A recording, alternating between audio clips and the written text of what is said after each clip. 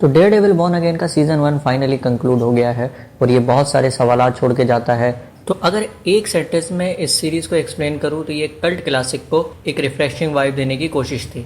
मगर क्या एमसीयू इस कोशिश में कामयाब हुआ या नाकाम, चलिए बात करते हैं। मगर उससे पहले नए हो तो चैनल को सब्सक्राइब कर देना, लाइक कर देना और शेयर कर देना। तो सबसे पहले बात कर लेते हैं इस शो के शॉर्ट सिनॉप्सिस के ऊपर। तो ये सीरीज मैट मर्डॉक और विल्सन फिस्क के एज किंग पिन और डेयरडेविल से ज्यादा उनकी पर्सनल लाइफ पर फोकस करती है, जहां मैट मर्डॉक फॉगी नेल्सन की डेथ के बाद डेयरडेविल को पीछे छोड़कर एक ऑर्डिनरी लॉयर की तरह अपनी जिंदगी को आगे बढ़ाने की कोशिश करता है। वहीं दूसरी तरफ विल्सन फिस्क किंग पिन और बुरे कामों को छोड़कर न्यूयॉर्क का मेयर बनकर शहर के लिए बेहतरी की कोशिश करता है और उसी के साथ साथ अपनी वाइफ वेनेसा के साथ अपने रिलेशन को बेहतर करने की भी। मगर क्या वो अपने पास को पीछे छोड़कर एक नई जिंदगी शुरू करने में कामयाब हो जाएंगे या फिर वक्त और हालात फिर से उन्हें वहीं लाकर खड़ा कर देंगे, और इसी चीज पर ये सीरीज ज्यादा फोकस कर। तो अब अगर बात करें इस सीरीज के पॉजिटिव पॉइंट पे, तो इस सीरीज में जो सबसे बेहतरीन चीज थी वो थे इसके डायलॉग्स।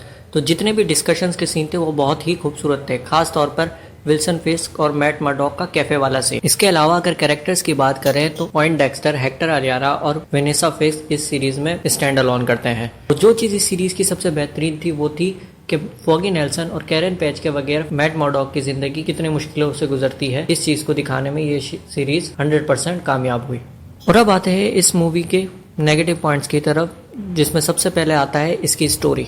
तो कहीं ना कहीं ये स्टोरी 9 एपिसोड की लगती ही नहीं है, बल्कि पूरी सीरीज में बहुत सारे सीन्स और बहुत सारी चीजें ऐसी हैं जो कि अननेसेसरी लगती हैं। जैसे पूरे का पूरा बैंक रॉबरी का सीन कहीं प्लॉट में फिट ही नहीं होता है। के बाद अगर एक्शन पे बात करें तो डार्क और ब्रूटल होने के बावजूद भी वो नेटफ्लिक्स वाले शो की बराबर खड़ा नहीं हो पाता। और इसके अलावा जो चीज इस सीरीज में सबसे ज्यादा अनोइंग थी वो थी विल्सन फिस्क। अगर नेटफ्लिक्स के शो की बात करें तो नेटफ्लिक्स के में विल्सन फिस्क हमेशा से एक डोमिनेटिंग पर्सनैलिटी होता था, मगर इस शो में ऐसा लगता है जैसे वो कोई स्कूल का बच्चा है जिसे मार कर बिठाया गया है और अगर उसे थोड़ा कुछ बोला गया तो वो रो देगा। और अब अगर कंक्लूजन में इस सीरीज के बारे में बात करें तो ना ये सीरीज नेटफ्लिक्स जैसे शो जितनी बेहतरीन थी और ना ही शी हल्क जितनी बकवास थी, बल्कि उन दोनों के बीच में एक एवरेज शो था। और अब जबकि आखिर में विल्सन फिस्क ने विजिलेंटीज के खिलाफ एक जंग छेड़ दी है तो नेक्स्ट सीजन बहुत ज्यादा एक्साइटेड होगा। और देखना यह है कि मैट के साथ कौन कौन से विजिलेंटीज इसमें शामिल होते हैं और वो किस तरीके से विल्सन फिस्क और उसकी एंटी विजिलेंटी फोर्स को रोकता है। अगर ये एनालिसिस अच्छा लगा हो तो वीडियो को लाइक कर देना, शेयर कर देना और चैनल को सब्सक्राइब कर देना।